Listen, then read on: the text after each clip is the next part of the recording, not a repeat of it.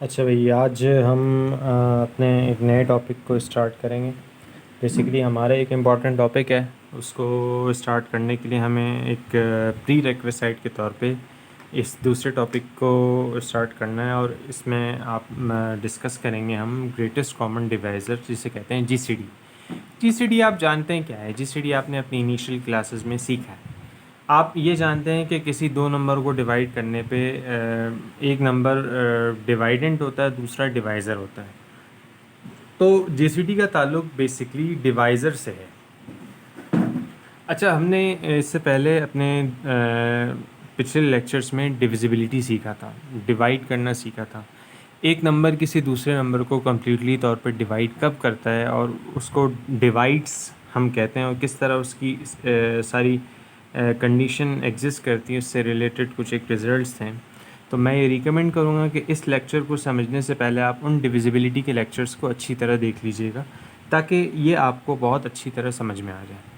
GCD की अगर हम बात करें तो जीसीडी ऑफ टू इंटीजर्स, दो इंटीजर की जीसीडी हम फाइंड आउट करते हैं। ख़ास तौर पे वो दोनों अगर पॉजिटिव इंटीजर हो, नेसेसरी नहीं है लेकिन पॉजिटिव इंटीजर को प्रेफर किया जाता है, क्योंकि अगर पॉजिटिव इंटीजर का निकल जाएगा तो फिर हम नेगेटिव इंटीजर का भी फाइंड आउट कर लेते हैं। कुछ एक जनरल रिजल्ट के तौर पे बाज़ बुक्स में इंटीजर्स के लिए, कुछ बुक्स में पॉजिटिव इंटीजर्स के लिए जीसीडी को डिफाइन किया जाता है। यहाँ पे ओवरऑल इंटीजर्स के लिए डिफाइन किया, let a and b be integers not both zero, non zero integer होंगे।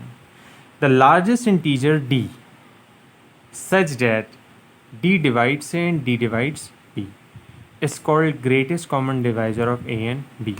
एक ऐसा इंटीजर जिसे आप डी कह रहे हैं यहाँ पे, उसमें क्या ख़ास बात होती है? उसमें ये ख़ास बात है कि वो ए और बी इन दोनों नंबरों को कम्प्लीटली तौर पे डिवाइड कर रहा है। That's why we say that a d divides a and d divides b. अगर ऐसा कोई नंबर एग्जिस्ट करता है किसी दो नंबरों के इन बिटवीन, या किसी दो नंबरों के डिवाइजर्स के इन बिटवीन, तो हम उस नंबर को, उस लार्जेस्ट नंबर को ग्रेटेस्ट कॉमन डिवाइज़र यानी कि GCD of these two number लिखते हैं, और इसे लिखते हैं GCD of a comma b bracket में इस तरह। इट एग्जिस्ट, ये हमेशा एग्जिस्ट करता है। फॉर एग्जाम्पल, अगर हम GCD 24 और 36 का देखें तो आप जानते हैं कि 24 के डिवाइज़र्स क्या क्या होंगे। 24 के ऐसे नंबर जो कि कम्प्लीटली तौर पे 24 को डिवाइड करते हैं, उसमें 1 है, 2 है, 3 है, 4 है, 6 है, 8 है, 12 है एंड 24 है। ये सारे वो नंबर हैं जो कि 24 को कम्प्लीटली डिवाइड करते हैं। 1 2 3 4, 5 इन बिटवीन नहीं है। 5 क्यों नहीं है? इसलिए 5 24 को कम्प्लीटली तौर पर डिवाइड नहीं करता है। इसी तरह 36 के डिवाइज़र्स ये हैं सारे। अब इनमें जब आप कॉमन देखेंगे तो 1 2 3 4 6 कॉमन है, उसके बाद 12 कॉमन है, बाकी कॉमन नहीं है। तो इन कॉमन डिवाइज़र्स को आपने एक तरफ लिख लिया, कॉमन डिवाइज़र के तौर पर 1 2 3 4 6 12, और इन तमाम में जो ग्रेटेस्ट है, ओवियस है, वो 12 है। तो इसका मतलब क्या है? इसका मतलब ये है कि 24 और 36 का जो GCD है, ग्रेटेस्ट कॉमन डिवाइज़र है, वो है 12। इसी तरह GCD ऑफ 17 एंड 22 का भी आप कैलकुलेट कर सकते हैं। 17 और 22 का GCD निकालने के लिए आप ये जानते हैं 17 एक प्राइम नंबर है। प्राइम नंबर एक ऐसा नंबर होता है जिसके दो ही डिवाइज़र होते हैं, यानी कि ऐसे दो नंबर जो कि कम्प्लीटली तौर पे उस नंबर को डिवाइड कर सकें। एक तो 1 होता है, दूसरा वो नंबर इटसेल्फ होता है। तो ऐसा नंबर जो कि 1 से ग्रेटर हो और उसके दो ही मैक्सिमम डिवाइज़र हो, 1 एंड इटसेल्फ, उसे कहते हैं प्राइम नंबर। तो 17 एक प्राइम नंबर है, तो इसके दो ही डिवाइज़र आपको मिलेंगे, 1 एंड 17। अच्छा, 22 के डिवाइज़र्स 1 है, 2 है, 11 है, 22। अब इनमें कॉमन डिवाइज़र सिर्फ 1 है। तो अगर एक ही कॉमन डिवाइज़र हो और वो 1 हो, तो वही लार्जेस्ट कॉमन डिवाइज़र होता है। तो लार्जेस्ट कॉमन डिवाइज़र इन दोनों का GCD 17 और 22 का 1 आ गया। ये GCD का 1 आना ये कोई आम बात नहीं होती। किसी दो नंबर की GCD का 1 आना ये आम बात नहीं होती, बल्कि ये एक नए रिजल्ट्स और नई डायरेक्शन प्रोवाइड करता है।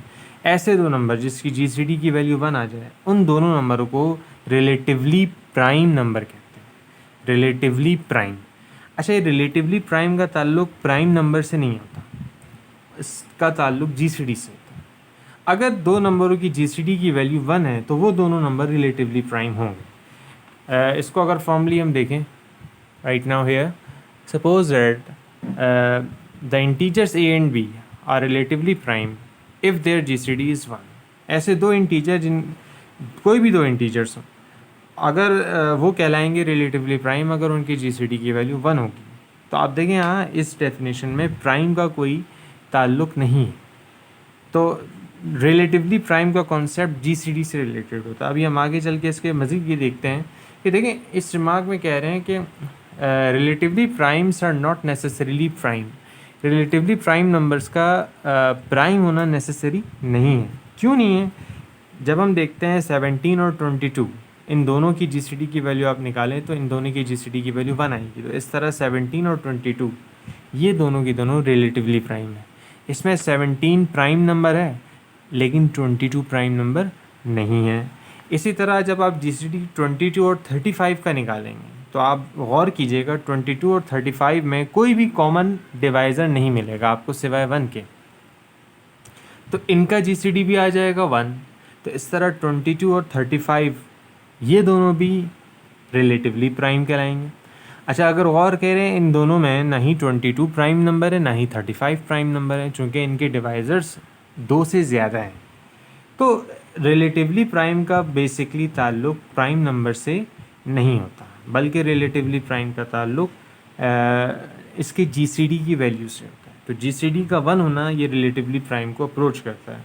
इसी तरह हम मुख्तलिफ़ नंबरों की जीसीडी हम इस तरह फाइंड आउट कर सकते हैं, या आप देख सकते हैं सिंपल कॉमन मेथड है जो कि आपने सीखा है।